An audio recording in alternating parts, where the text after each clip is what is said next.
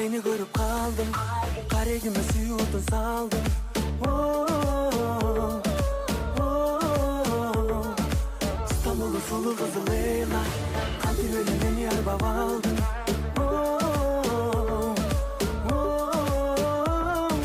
Ne kadar seni seviyorum. Sana aşkım, kalbimi görüyorum.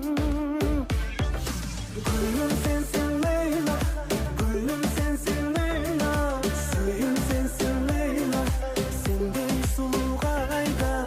Oh, oh.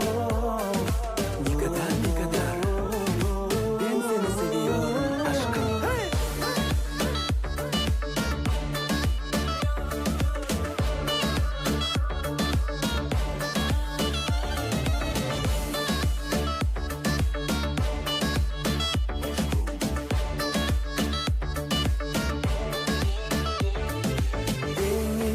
Cegimde bastık, senin caynadı caştık. Çok güzel kız, gözleri güzel kız, yürekti elev aldınız. Ne kadar seni seviyorum.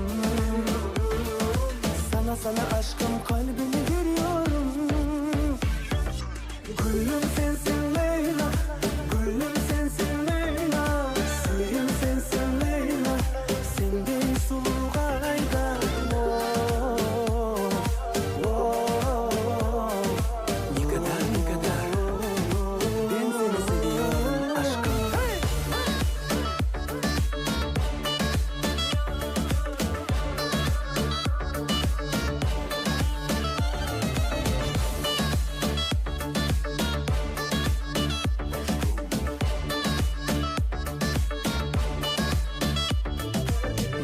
Ne kadar ben seni seviyorum aşkım.